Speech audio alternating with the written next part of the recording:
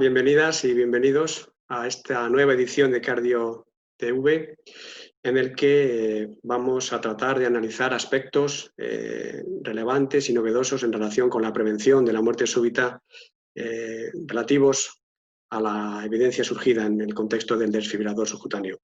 Yo soy Javier Jiménez Candil y voy a tener el placer de entrevistar a un auténtico experto en la materia, el doctor Juan Gabriel Martínez, y entre ambos vamos a tratar de discernir dos grandes estudios recientemente publicados, el estudio UNTOUCHED y el estudio Praetorian, que ponen nuevos datos desde el punto de vista clínico de una tecnología, el dispositivo subcutáneo, que apareció en la última década, que ha ido mejorando en sus capacitaciones técnicas y que es una auténtica realidad en la prevención de la muerte súbita.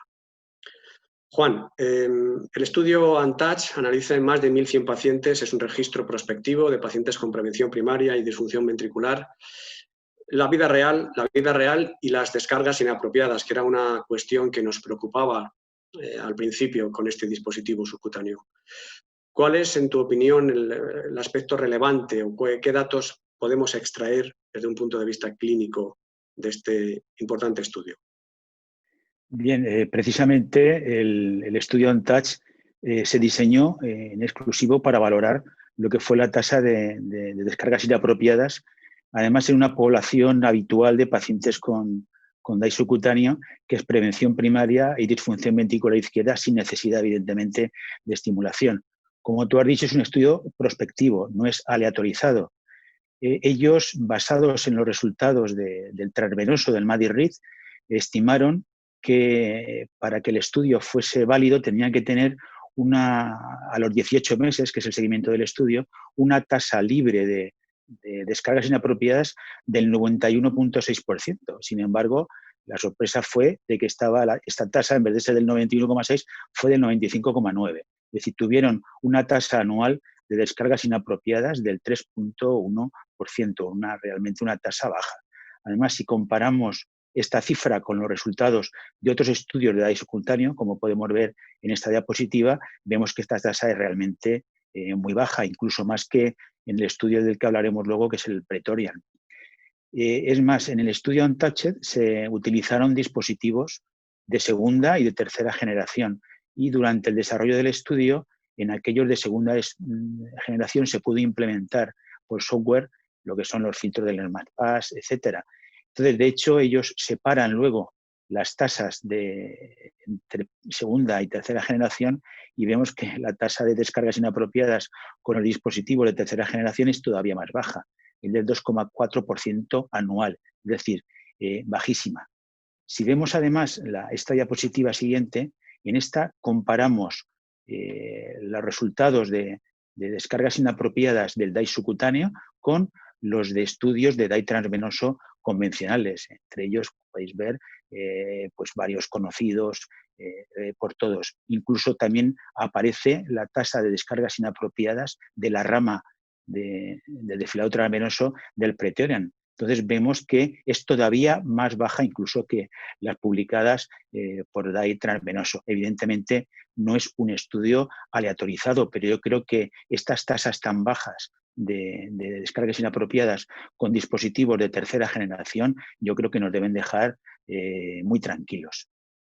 Y bueno, es estupendo. Yo creo que 3% anual está dentro de lo, no es lo perfecto, pero es muy, muy, muy, muy agradable de oír. Respecto al Praetorian, un ensayo clínico, el primero que aleatoriza a pacientes convencionales con riesgo de muerte súbita, al desfibrilador subcutáneo, al desfibrilador transvenoso. Es un estudio de más de 850 pacientes de no inferioridad, con un objetivo fundamentalmente de seguridad. Descargas inapropiadas y complicaciones vinculadas al dispositivo, pero tiene más información porque recoge mortalidad, descargas, terapias apropiadas. Juan, ¿cuáles son para ti los 3 aspectos más relevantes de este estudio? Bien,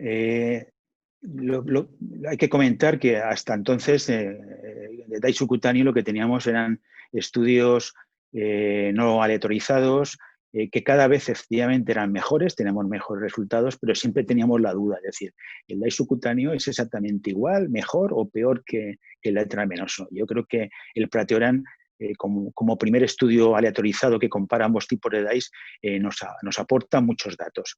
En primer lugar, hay que decir que es un estudio que se aplica a población general, es decir, incluye todo tipo de pacientes, pacientes prevención primaria, pacientes prevención secundaria, pacientes con diferentes tipos de cardiopatía, eso sí, sin necesidad de estimulación. Y además, yo creo que un aspecto importante es que la gran mayoría de los pacientes que se pretendieron incluir en el estudio, solamente el 3% fallaron lo que es el screening que se hace previo al implante de DAI subcutáneo. Es decir, que la gran mayoría de los pacientes pasan el screening para poder implantarse un DAI subcutáneo.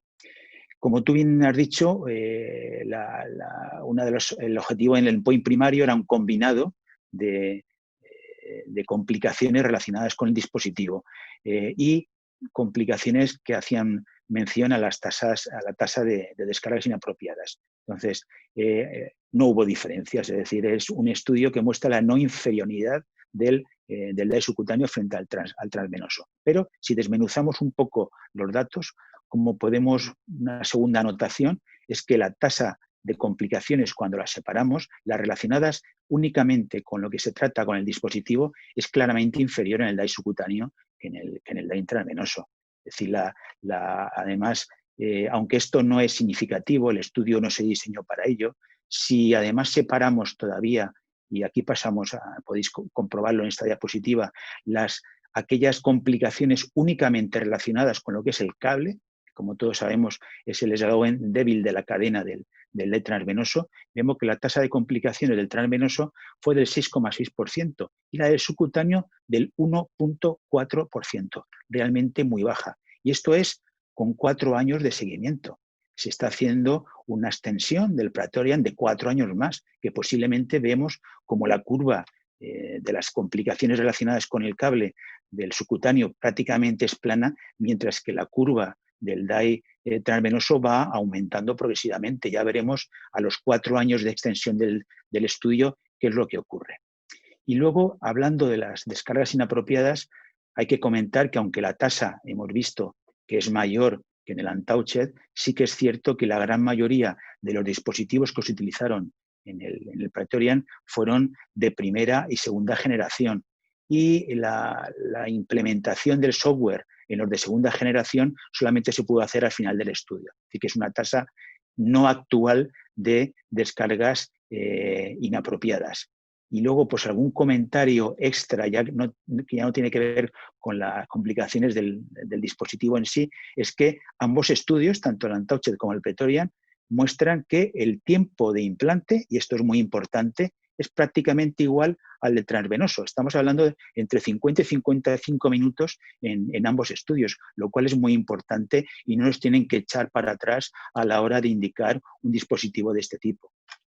Sin duda, porque eso es cuestión de eficiencia de las salas de los laboratorios y de los lugares de implante. Puestos en relieve los dos estudios, Juan, que tienen impacto, dos grandes publicaciones, New England Circulation, esto tiene que tener, sin duda, una consecuencia en la práctica clínica.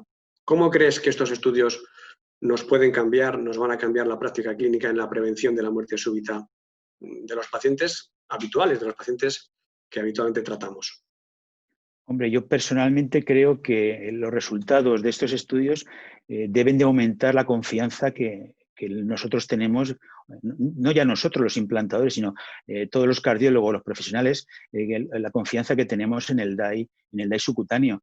Disponemos actualmente de un dispositivo que hemos visto que es eficaz, que tiene menos complicaciones relacionadas con el dispositivo que el DAI transvenoso, que tiene una tasa al menos similar que el DAI transvenoso de descargas inapropiadas, aunque hemos visto que incluso los de tercera generación quizás incluso la puedan tener algo menos, con un tiempo de implante que aquí he comentado antes, que es prácticamente similar al del DAI intravenoso, y un dispositivo en el que evitamos introducir cables dentro de los vasos sanguíneos y dentro del corazón. Yo creo que deberíamos de ofrecerlo a todo paciente actualmente que precise un DAI como prevención de muerte súbita, sobre todo aquellos más jóvenes, y quizás podríamos discutir el tema de la edad, tanto prevención primaria como secundaria, independientemente de la cardiopatía que tengan, evidentemente siempre y cuando no precisen de estimulación. Si bien sabemos que esto último es posible que a medio plazo no sea un problema por los desarrollos tecnológicos. Si nos fijamos además en el Registro Nacional de Desfibriladores, las cifras del 2019, más o menos el 8% de los primoimplantes fueron DAI subcutáneos, un incremento, creo que el año anterior fue del 6%, estamos hablando de incrementos anuales en torno al 2%. Yo creo que en el 2020 todavía estas cifras serán mayores. En mi caso particular, yo me puedo definir como un early adopter frente a las nuevas tecnologías, pero sin embargo mostré bastante resistencia a la incorporación del DAI subcutáneo cuando hace casi una década se nos fue presentado, ¿no?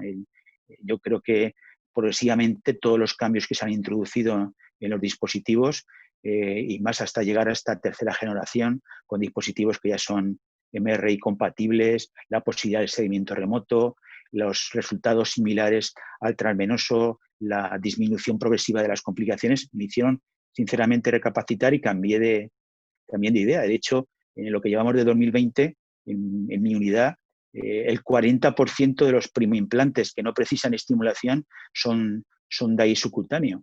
Y yo creo que además es importante que los pacientes conozcan sus opciones y tomen la decisión de qué dispositivo implantar en conjunto con el profesional. Entonces yo creo que debemos coger confianza con este dispositivo y realmente extender esta terapia entre los clínicos para que las conozcan y entre los pacientes para que nos lo soliciten, claro. Sí, yo creo que es una posibilidad de primer nivel que hay que ofrecérselo a nuestros pacientes, que son hay un grupo de pacientes probablemente que no se benefician, tú lo has comentado, pacientes que necesitan estimulación, probablemente pacientes con taquicardia ventricular monomórfica documentada que van a necesitar ATP, estos estaban excluidos del Pretorian, pero el resto, y especialmente los más jóvenes, en los que es esperable que el futuro les depare alguna complicación vinculada al cable transvenoso, yo creo que es una tecnología de primer nivel que, como tú dices, hay que ofrecérselo de entrada. Estamos ya finalizando la entrevista. Yo creo que Juan nos ha puesto en perspectiva de manera brillante lo que nos viene, lo que tenemos y lo que nos viene, una nueva tecnología que disponíamos de ella hace 10 años, en la que ha aflorado una evidencia científica que todavía más soporta su uso y su entrada en la práctica clínica. Y quería concluir con dos mensajes que los ha reiterado Juan a lo largo de sus respuestas y que yo me permito recordarles antes de despedirme de ustedes. Que las descargas inapropiadas en pacientes con DAI subcutáneo, la tasa es muy baja, al menos igual, si no inferior, a los pacientes con DAI transvenoso y programaciones modernas con detección retrasada o punto de corte elevado para la detección, y que los resultados del estudio Pretorian, un estudio sólido, un ensayo clínico de muchos pacientes con un seguimiento prolongado, muestran que la seguridad y la eficacia del DAI subcutáneo es no inferior al DAI transvenoso en una población convencional de pacientes con riesgo elevado de muerte súbita. Esto es todo. Muchas gracias, Juan, por tu brillantes contestaciones, tus brillantes respuestas y a todos ustedes por su atención. Muchas gracias.